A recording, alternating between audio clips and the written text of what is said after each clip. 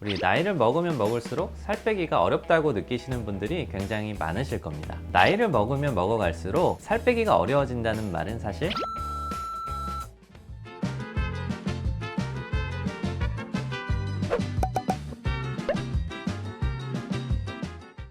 안녕하세요. 한방정보통의 김남식 원장입니다. 우리 나이를 먹으면 먹을수록 살 빼기가 어렵다고 느끼시는 분들이 굉장히 많으실 겁니다. 실제로 나이를 먹으면 살 빼기가 더 어려워지는 것들이 맞는지, 그 이유가 무엇인지에 대해서 한번 알아보고, 그렇다면 해결책이 있는지에 대해서도 한번 알아보고자 합니다.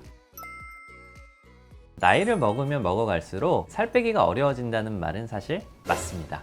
인체의 대사가 떨어질 뿐만 아니고 여러 가지 인체에는 변화들이 나타나기 때문이거든요. 그 원인들에 대해서 하나하나 알아보도록 하겠습니다. 나이를 먹으면 살이 안 빠지는 이유, 그 첫 번째는 바로 근육량의 변화입니다. 근육은 한 20대에서 30대까지 꾸준히 증가하다가 서서히 감소하게 되는데요. 30세 이후로는 약 10년마다 8%씩 감소를 하게 되어 있습니다. 60대, 70대 이후가 넘어가게 되면 12% 정도 더 많은 비율로 감소를 하게 되어 있습니다. 근육이라고 하는 것은 몸을 움직여주는 기관이기도 하지만 거기에 우리가 에너지를 저장하고 있는 창고거든요. 글리코겐이라고 하는 그 형식으로 에너지를 저장하고 있는데, 그 창고가 적어지게 되면은 우리 그 창고에 음식이 다 차게 되면 어떻게 하겠습니까? 다른 데에 또 저장을 하게 되어 있잖아요. 그게 바로 지방입니다. 때문에 근육량이 점차적으로 줄게 되면 다른 쪽으로 저장을 더 많이 하게 되어 있고요. 또 한 가지는 근육량은 기초대사량과 관련성이 있습니다. 근육에서는 열을 발생시키고 에너지를 또 소모하는 기관이기도 하기 때문에 기초대사량과 비례하거든요. 근육량이 감소하면 기초대사량도 그만큼 줄어들 수밖에 없습니다. 그래서 똑같이 먹어도 소모하는 열량이 줄어들기 때문에 축적해야 되는 지방의 비율이 더욱더 많아질 수밖에 없는 것이죠. 그래서 첫 번째는 근육량이 저하되기 때문에 나이 먹으면 살 빼기가 어려운 이유가 되겠습니다. 두 번째는요, 갈색 지방이라고 하는 것이 감소되기 때문인데요. 우리 지방이라고 하면 다 똑같이 생긴 걸로 생각을 하시겠지만 백색 지방과 갈색 지방으로 나뉘어져 있습니다. 몸에는 이제 유익한 것과 그리고 유익하지 않은 것이 있는데, 갈색 지방은 내 몸에 유익한 것, 그리고 백색 지방은 유익하지 않은 것이라고 생각하시면 되겠습니다. 갈색 지방은 오히려 백색 지방을 태워주는 역할을 하거든요. 우리 몸에 유해한, 그러니까 혈관 사이에 끼거나 피하 지방이 될 수도 있고 내장 지방이 될 수도 있는 그런 지방의 함량을 오히려 줄여주는 역할을 하는 것이 바로 갈색 지방이라고 하는데요. 나이를 들면 들수록 갈색 지방의 함량이 점점 줄어들게 됩니다. 그래서 똑같은 지방의 함량을 가지고 있더라도 백색 지방의 비율이 훨씬 더 높기 때문에 지방이 더 찔 수 있는, 그리고 빼기가 어려운 상황이 되는 것이죠. 그래서 그 두 번째는 바로 갈색 지방이 감소하기 때문이다 라고 생각하시면 되겠습니다.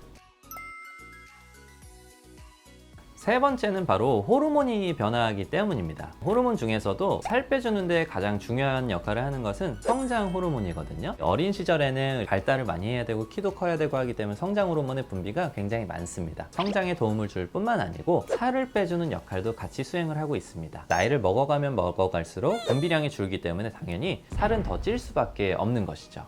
그리고 이제 중년이 되게 되면 여성분들도 그렇고 남성분들도 그렇고 성호르몬의 변화가 생기게 되거든요. 여성분들은 이제 폐경기가 접어들면서 에스트로겐의 함량이 확 줄게 되어 있고요. 남성분들 같은 경우에도 테스토스테론이라는 호르몬이 점차적으로 좀 감소되게 되어 있습니다. 에스트로겐 함량이 줄게 되면 에스트로겐이 이제 지방을 연소시켜주는, 태워주는 역할을 하게 되는데, 에스트로겐의 함량이 줄게 되면 특히나 복부 쪽에 지방이 많이 찌게 되는 것이 특징입니다. 그래서 중년이 되신 여성분들은 전에는 나는 팔다리 쪽에 살이 많았었는데 이상하게 요새는 배만 나와요, 이렇게 호소들을 많이 하세요. 그게 바로 에스트로겐의 함량이 줄어들기 때문이다 라고 생각하시면 되고요. 남성분들 같은 경우에도 테스토스테론의 원래 역할이 뭐냐면 몸에 열을 내주고 근육의 발달을 도와주고 지방의 함량을 줄여주는 역할을 하거든요. 근데 그 테스토스테론의 함량이 점점 감소하기 때문에 그렇게 되면 지방의 함량이 점차적으로 늘어나고 근육의 양은 더욱더 줄 수밖에 없습니다. 때문에 남자 여자 똑같이 호르몬의 변화가 생기기 때문에 나이를 먹어가면서 계속 살이 찔 수밖에 없고, 중년이 되면 더욱더 급격한 변화가 생길 수밖에 없다라고 하는 것이 세 번째 이유가 되겠습니다. 네 번째는 바로 스트레스입니다. 우리 어릴 때는 조금만 기쁜 일이 있어도 많이 활짝활짝 웃게 되고 스트레스를 감소시켜주는 호르몬들의 분비량이 많기 때문에 밝고 스트레스를 받더라도 금방금방 잊어버리게 되잖아요. 나이를 먹어가면 먹어갈수록 스트레스에 많이 이제 지치고 힘들고 휘둘리게 됩니다. 스트레스를 많이 받게 되면 몸에는 어떤 변화가 나타나게 되냐면요. 인슐린 저항성이라는 것이 생기게 됩니다. 인슐린이라고 하는 것이 원래는 당이 많아진 상태에서 당분을 제거하는 역할을 하는데요. 인슐린 저항성이라는 게 생기면 인슐린은 분비가 됐는데 당을 제거하는 역할을 못하게 되는 겁니다. 때문에 똑같은 인슐린이 나오더라도 당분을 제거하지 못해서 지방으로 찌는 것이죠. 스트레스를 많이 받아가는 우리 현대사회의 그런 구조적인 문제도 또 하나의 문제가 될 수 있다라는 것이 있고요. 또 한 가지는 우리 어릴 때는 많이 뛰어놀고 가만히 있지 못하고 막 뛰어다니잖아요. 활동량이 굉장히 많은 양기가 많이 넘치는 그러한 이제 시절인데 나이를 먹어가면 먹어갈수록 컴퓨터 작업을 많이 해야 되고 사무실에 앉아 있어야 되고 공부도 해야 되고 하는 상황이 되지 않습니까? 활동량이 확 줄기 때문에 소모시키는 에너지의 열량도 줄어들게 됩니다. 이러한 여러 가지 이유 때문에 나이를 먹으면 먹을수록 살 빼기가 어려워지는 상황이 되는 것이죠. 지금까지 나이를 먹으면 먹을수록 살 빼기가 어려운 이유에 대해서 한번 설명을 해드렸습니다. 첫 번째는 나이를 먹어가면서 근육량이 감소하기 때문이라고 설명을 드렸고요. 두 번째는 이제 갈색 지방, 지방을 태워주는 지방인 갈색 지방의 함량이 감소하기 때문이다. 세 번째는 우리 호르몬이 변화하기 때문이다. 네 번째는 스트레스에 많이 노출되고 활동량이 또 줄기 때문이다 라고 설명을 해드렸습니다. 다음에 설명드릴 내용은 나이를 먹었을 때 살찌는 게 젊어서 살찌는 것보다 더 위험한 이유입니다. 나이를 먹어서 살찌게 되면 여러 가지 대사에 더 큰 영향을 주기 때문에 더욱더 건강을 위해, 그러니까 건강을 해치는 그런 상황이 벌어지게 되거든요. 그러한 이유에 대해서 한번 설명을 해드리도록 하겠습니다. 우리 성인병이라고 주로 이야기를 하잖아요. 고혈압, 당뇨, 고지혈증, 이걸 이제 대사증후군이라고 부르는데 대사증후군이 발생할 수 있는 확률이 나이를 먹어서 비만이 생기게 되면 훨씬 더 증가하게 됩니다. 내장지방의 비율이 증가한 분들에 대해서 한 4배 정도 발생률이 더욱더 증가하기 때문이고요. 대사증후군이 위험한 이유는 이것이 바로 심혈관 질환과 뇌혈관 질환의 발병 원인이 되기 때문입니다. 고혈압, 당뇨, 고지혈증과 같은 성인병이 발생할 확률이 높아지고 심혈관 질환이나 뇌혈관 질환, 그러니까 중풍이나 심근경색과 같은 무서운 질환이 발생할 수 있을 확률이 더욱더 높아진다. 건강을 해칠 수 있는 가능성이 높아진다라고 생각을 하시면 되고요. 비만이 생기고 그리고 체지방이 많으면 많을수록 몸에는 염증 반응들이 많이 증가를 하게 되는데요. 일반적인 염증 반응만 증가를 하는 게 아니고 염증 반응이 자꾸 반복을 하게 되면 암이 발생할 수 있습니다. 대부분의 암의 발생률을 비만이 상승시킨다라고 하는 연구 결과들이 굉장히 많거든요. 위암, 폐암, 간암 등등 비만이 굉장히 좋지 못하고 염증 때문에 생기는 암 발생률을 높이는 측면에서도 나이를 먹어서 생기게 되면 암 발생률이 더 높아지기 때문에 더욱더 위험하다라고 판단하시면 되겠습니다. WHO 세계보건기구에서는 매년 280만 명 정도가 비만으로 사망한다라고 하는 충격적인 보고를 한 적도 있거든요. 나이를 먹어서 살찌는 것이 더욱더 위험하다고 볼 수가 있겠습니다.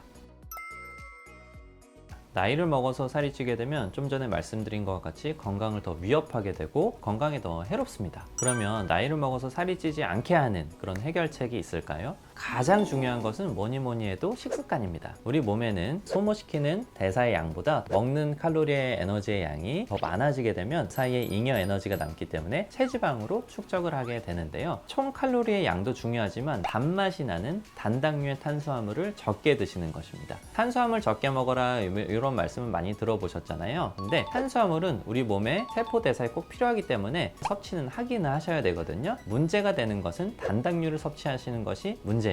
예를 들면 쌀, 정제된 탄수화물 아니면 밀가루, 설탕, GI 지수가 굉장히 높거든요. 당도가 높으면 높을수록 혈중의 당분을 확 상승시키게 되거든요. GI 지수라고 하는 것은 뭐냐면 들어갔을 때 당분을 얼마나 빠르게 상승시키냐입니다. 당도가 높으면 높을수록 혈중의 당분을 확 상승시키게 되거든요. 그것이 바로 살찌게 되는 주범이라고 볼 수가 있는데요. 좀 전에 설명드린 밀가루 음식이라든지 빵, 설탕이 들어간 식품들은 70이 다 넘습니다. 70이 넘게 되면 하이 GI 레벨이라고 판단을 하기 때문에 살찌게 되는 식품들이다 라고 판단을 하게 되고요. 반면에 야채라든지 견과류, 잡곡, 미역, 브로콜리 이러한 식품들 같은 경우에는 GI 지수가 굉장히 낮습니다. 한 40 정도 근처로 되게 되는데, 이렇게 되면 그러한 식품들은 서서히 당도를 상승시키고 포만감을 오랫동안 유지할 수 있기 때문에 살을 잘 찌지 않게 하는 그런 식품들이거든요. 서서히 분해하기 위해서 몸에서 또 에너지를 많이 써야 되는 식품들이에요. GI 지수는 좀 전에 설명드린 것과 같이 단맛이 덜 느껴지는 식품들이라고 생각하면 됩니다.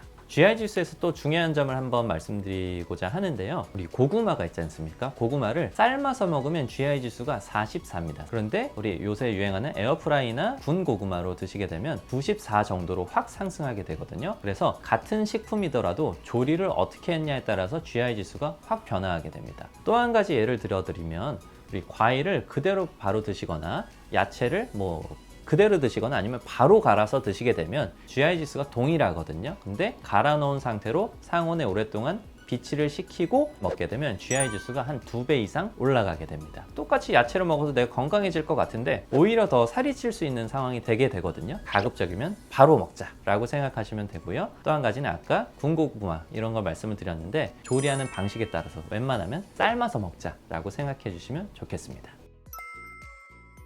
나이를 먹어서 찌는 살을 극복하는 방법, 두 번째는 바로 여러분들 너무 뻔한 얘기라고 생각하실 수 있지만 운동입니다. 운동인데, 운동의 방법에 대해서도 이거는 꼭 좀 말씀드리고 싶거든요. 그냥 맨날 걷는 운동만 한다고 해서 살이 잘 빠지지 않습니다. 물론 유산소 운동을 해서 살이 빠질 수 있는 건 맞아요. 근데 그 양이 굉장히 적거든요. 허벅지나 엉덩이가 발달할 수 있는 운동들, 근력 운동을 꼭 좀 병행을 해주셔야 됩니다. 가장 대표적인 건 스쿼트가 될 수 있겠죠. 근데 스쿼트는 이제 관절이 약하시거나 자세가 익숙하지 않으신 분들은 좀 어려울 수 있기 때문에 계단 올라가는 운동 아니면 자전거 타기, 이러한 운동들을 시행을 하셔가지고 허벅지나 엉덩이 쪽 근육을 잘 잡아주시면 살이 잘 찌지 않게 됩니다. 예를 들면 한 160cm에 한 50kg 정도 되시는 분들이 1시간을 걸었다 그러면 한 300kcal 정도밖에 빠지지 않습니다. 그게 어느 정도냐면 그냥 밥 한 공기거든요. 매일매일 내가 1시간씩 열심히 걸음에도 불구하고 밥 한 공기 정도 먹으면 그 칼로리 에너지는 그냥 바로 보완이 되는 것이죠. 반면에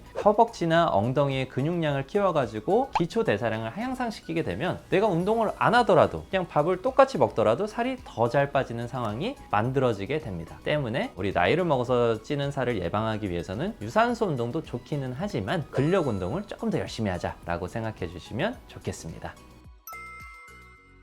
나이를 먹어서 찌는 살을 예방하는 방법, 치료하는 방법, 그 세 번째는 바로 한방 다이어트 치료입니다. 우리 혼자서 살을 빼기가 이제 어려워지는 상황이 나이를 들면 들수록 오거든요. 이럴 때는 혼자서 너무 아둥바둥 하지 마시고 전문가의 손길을 받아보시면 더욱더 좋습니다. 식이 조절을 해주는 음식 티칭이 될 수도 있고, 생활습관 티칭이 될 수도 있고, 운동을 바꿔주는 운동 지도가 될 수도 있습니다. 이런 것도 다 하나하나의 치료가 될 수 있는 것이고요. 생활습관을 변화를 시켰음에도 불구하고 살이 잘 빠지지 않는다 하면은 한약 치료가 도움이 되실 수가 있습니다. 다이어트 한약에 대부분은 보약제 성분들이 같이 들어가게 됩니다. 그래서 대사를 증진시키고 식욕을 억제시키고 불순물을 배출시키는 방법으로 살 빼주는 약재들을 같이 쓰면서 체질에 맞는 보약제를 함께 사용하기 때문에 오히려 건강을 증진시킬 수 있습니다. 각종 대사질환, 성인병을 예방하면서 살도 빼주고 건강도 증진시키는 이렇게 일석삼조 정도의 효과를 얻으실 수가 있거든요. 때문에 내가 나이를 먹었는데 한약 다이어트를 먹으면 내가 건강을 더 상하는 거 아닌가, 이러한 걱정하지 마시고요. 내원을 하셔가지고 한방 다이어트 처방을 조금 더 적극적으로 시행을 해보면 어떨까 싶습니다.